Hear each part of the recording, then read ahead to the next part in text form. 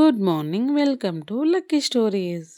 అలా శశికళ, కార్తీక్ ల్యాబ్‌లో చాలా అంటే ల్యాబ్ టెక్నీషియన్‌గా వర్క్ చేస్తూ వాళ్ళ సొంత ల్యాబ్ పెట్టుకొని ఉండింటారు. అలా వాళ్ళ లైఫ్‌ని వాళ్ళు లీడ్ చేస్తూ వాళ్ళకున్న ఒకానొక కొడుకుతో చాలా అంటే చాలా హ్యాపీగా ఉంటారు.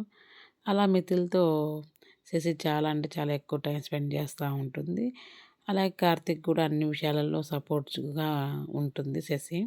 ఒకరోజు శశికి వాళ్ళమ్మ ఇండియా నుంచి ఫోన్ చేసి, "ఇంకా ఎన్ని రోజులు అక్కడే ఉంటారమ్మా? కనీసం ఒకసారన్నా చూడాలనిపించడం లేదా?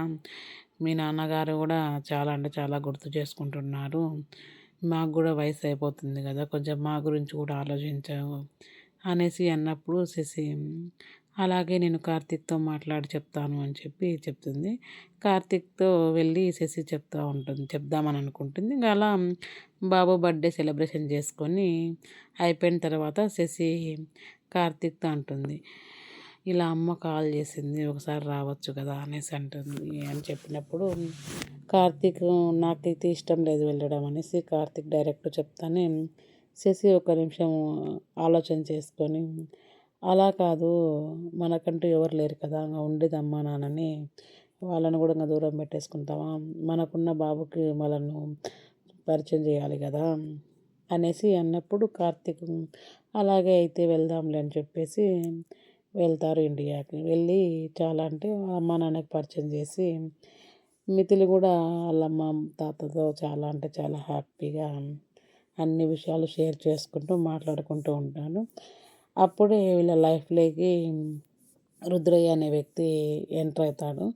అతను వీళ్ళ నాన్నతో రిక్వెస్ట్‌గా అడుగుతా ఉంటాడు శశి వాళ్ళ నాన్నతో, "నాకంటూ ఎవరు లేరయ్యా, కొద్దిగా మీరే సహాయం చేయాలి" అన్నప్పుడు, "అవునా, మా ఇండస్ట్రియల్స్ అలా ఉన్నాయి, ఏదో దాంతో వర్క్ చేసుకో" అని చెప్పి వాళ్ళు అన్నప్పుడు, అలాగే అని చెప్పి వాళ్ళే జాబ్ చూపిస్తారు. అలాగే వాళ్ళే పెళ్లి కూడా చేస్తారు అతనికి. అలా అతను చాలా అంటే చాలా అతి తక్కువ సమయంలో వాళ్ళకి చాలా క్లోజ్ అయిపోతాడు. అలా వాళ్ళ అన్ని విషయాలలో ఇతను కూడా ఇంటర్ఫీల్ అయితా ఉంటాడనమాట. అలా వాళ్ళ బిజినెస్‌లన్నీ ఇతనే చూసుకుంటూ ఉంటాడు. అలా ఆ రుద్రయ్యకి ఒక కూతురు కూడా పుట్టింటుంది. అలా అతను కూడా లైఫ్ సెటిల్ అయిపోతుంది వీళ్ళ ద్వారా.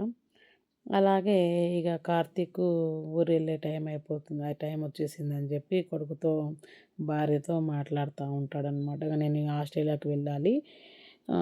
మీరు జాగ్రత్తగా ఉండండి" అని చెప్పినప్పుడు మిథిల్ కొద్దిగా మొండి చేస్తాడు. "లేదు, నేను కూడా వస్తాను, లేదంటే ఇక్కడే ఉండు" అని చెప్తా ఉంటాడు.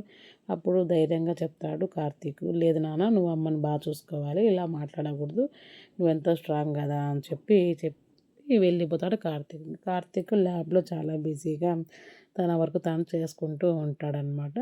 అలా ఉన్నప్పుడు ఒకరోజు ఏమైతుందంటే, కార్తీక్‌కి కొంచెము ఫైనాన్స్ పరంగా హెల్ప్ అవసరం వచ్చి శశికి ఫోన్ చేసి డిస్కషన్ చేస్తూ ఉంటాడు. అదే టైంలోనే మిథిల్‌ని వాళ్ళ అంకుల్ స్కూల్ ఎక్స్‌కర్షన్ కోసమని తీసుకొని పోతాడు. అలా స్కూల్‌లో బస్‌లో అందరూ కలిసి వెళ్ళినప్పుడు వాళ్ళ అంకులు అన్నీ చెప్తా ఉంటాడు మిథిల్‌కి. "ఇక్కడ ఇండియాలో ఇలా ఉంటది, బస్సు ఇలా ఉంటుంది, స్కూల్‌కి ఇలా వెళ్ళాలి" అది ఇది అని చెప్తా ఉంటాడు. ఎందుకంటే అక్కడికి ఇక్కడికి చాలా డిఫరెన్స్ ఉంటుంది కాబట్టి చెప్తా ఉంటాడు. అలా రుద్రయ్య మిథిల్‌ని అడవిలోకి తీసుకెళ్ళి అన్నీ చూపిస్తా ఉంటాడు. వాళ్ళు ఫారెస్ట్‌కి ఎందుకు వెళ్ళినారనేసి ఒక కాన్సెప్ట్ మీద వాళ్ళు వెళ్ళింటారనమాట.